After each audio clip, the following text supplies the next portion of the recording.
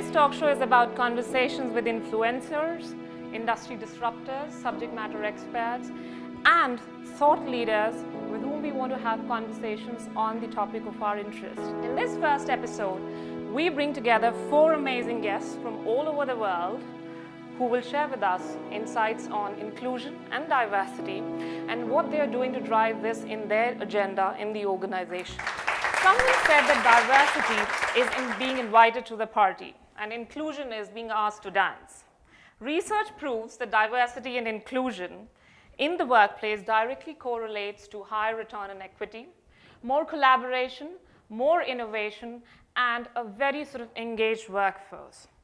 Simon, can you share with us why diversity and inclusion is one of the key strategic initiatives for you and what you're doing to drive this agenda forward? So I believe diversity and inclusion is relevant to us. I believe we will be a better company, we'll be a more attractive company, we'll be a more fun company, we'll make better decisions, we will look like the market we serve, and we will perform better as a result. I think we have to remind ourselves that diversity is not just about gender, it's about many aspects. It's about age, it's about ethnicity, it's around sexual orientation, and it is also about your beliefs. It is also about gender. In terms of inclusion, you mentioned that it's being invited to dance. If I can take that, I would change it slightly. It's feeling safe to dance. So for example, I'm not a great dancer. When people laugh at me for dancing, I don't feel encouraged to dance. But when people encourage and make it safe, and it's part of the friends and family that you used to describe Ryan, it's safe to dance, it's safe to raise your voice, it's safe to contribute. That is the inclusion and the culture we're looking to foster. We have Kate Barker. It was really fascinating to sort of hear from you about your personal journey and all the disruption you've created in this part of the world. Would you care to share, from your experience, what it takes to really sort of drive the inclusion and diversity initiative? Certainly around the level of diversity and inclusion, particularly around gender in this region, is phenomenal.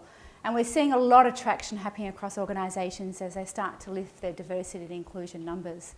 But where it really gets an impact across organisations is where the mindset of the senior leaders, and that prevails across the organisation. When we have a mindset of inclusion, it can be any form of diversity, and that's how we grow a cultural change within the organisation. And when we get to that stage, we see that it's not about KPIs or metrics or board positions. It's actually pervasive in how we behave. And when we do that, we see more organisational growth. In that context, Ryan, how do you see, the core sort of beliefs and value systems important towards sort of building that inclusive behaviour and cultural mindset? I think values in underpinning people around the world is really what we all have in common. And actually, I think everybody has much more in common than not in common. And it's really those values that we all want to have a nice life, take care of our families, have a good career, and are honest and want to work hard. Akber, culture eats strategy for breakfast, right? And I hope you had a good breakfast as well. How do you see that the cultural values are sort of ingrained and sort of become part of our daily lifestyle when we walk into Finastra? I think the why is quite important, right, in the things we do. So understanding that diversity is, we want to focus on gender because that's the biggest one that we need to deal with, but having diversity of thought and diversity of ages, diversity of race is really what brings innovation. Kate, this question is more for you. What can be done at an organization level to sort of recruit women in leadership roles and then sort of get them to that C-suite level as well as sort of coach and mentor them even to get to the board level? While we may be later to the game around diversity and inclusion, the progress that they've made in this region significantly in the last 5 years, particularly about women, recruiting women into workforce, has increased significantly. But by being late to the market in this space, it means that we're not getting the senior level ranks that we should be at the executive level. Now, what we can certainly do is actually recruit externally senior level women into organisations to create that step change instantly in the organisation, proactively promoting women. And certainly we would say is that on a board position, 1 woman is a token, 2 is a buddy, 3 is impact. So we need at least 30%. So 3% to 30%, we have some way to go. Simon, question for you. you're dealing at the board level day in, day out. You're talking to the board members, and you have been presenting to the boards. And do you see bringing in diversity at a board level? Yeah, so I would echo what Kate said, 1, 2, 3. I would support it by saying that even more important is inclusion. So Ryan, when you're looking at sort of your future leadership and the future talent that you're sort of building in your ever-expanding organization, what are the key sort of traits you look at? Values, as I mentioned, are probably the most important thing for me. And then sort of how people approach their jobs and approach their professionalism on a daily basis and how they treat other people. I think empathy and high EQ is also quite important.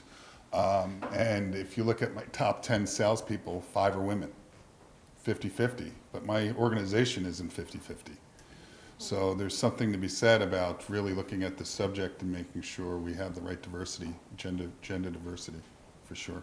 Just to add to what Ryan said, it's not just 5 of the top 10, it's the top 5. All practical things you should think about, right? When you're hiring, when you're talking to a recruitment consultant, are you talking to them about diversity in terms of the pipeline, right? How do we ensure that we are conscious of the fact that we have to be more inclusive and keep in mind that we have our own unconscious biases, but at the same time we do not sort of fall into that sort of mindset of creating reservations, quotas? So I have no doubt life is a meritocracy, but it does go back to what Kate said, which is you need to be conscious of being conscious. So the tap on the shoulder, the reassurance, the inclusion that you can raise your hand, I would like you to raise your hand, you are as meritocratic as the next person. This is not a reservation system, this is not a quota, it's awareness. Likewise, saying that you have a goal is not, for me, not having a goal would be abdicating responsibility. I think it's fine to say what good looks like. 1/3, 1, 2, 3, as you said, is a goal. It was interesting because I share the same view around if I'm going to get promoted, I want to be promoted based on my capability and skills to do the job. I don't want a quota, and I don't want to take a seat on a board or a management team because they're trying to fill quotas. And what it does, come back to Simon's point, is that there is a bias built into the system around how we make judgments for these decisions. Mm-hmm. And what we're seeing now is a lot of technology that's taking out a lot of the bias out of this. So that's helping, certainly. But I am now a big believer going, actually, if women at senior levels could throw down the ladder for other women, and I'm going to say, and men, we can't do this without men, all genders, to actually bring up others along this path, I think that's when we try real leadership and a real level of inclusion. You should really stop and think about what your criteria is, and is it a criteria that will be unbiased? Particularly around gender, when we talk about promoting women or tapping women on the shoulder and saying, actually, you can go for that role, I think it's something we should do, right? And I think that means being conscious of being conscious, right? And so I'd encourage us to do things like that. And when we do that at all levels, whether it's the executive level or the mid-level, because as folks rise through the organization, I think the mid-level is actually where we need to build a good pool so then we can promote up, right? So I'd encourage folks to do that.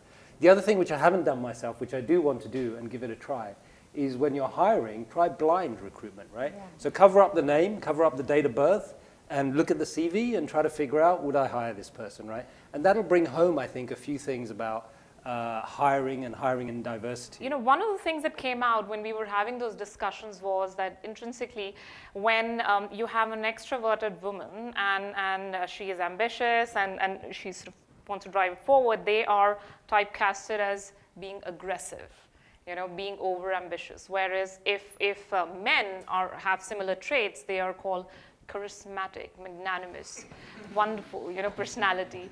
How do we sort of be aware that this unconscious bias exists? Authenticity and starting with empathy and just being proud of yourself. It's about building rapport.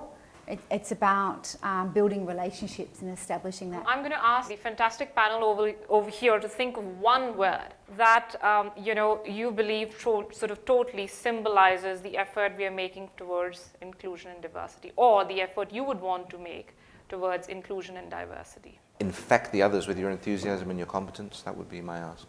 And I would say it's progressive. I think you need to make it a personal priority. Well, what I would say is my 2 words would be get involved. Fantastic. Thank you so much for the esteemed panelists over here. Wonderful audience, very engaging discussions. So let's be more open, be inclusive, and let's all dance in this safe environment that we have.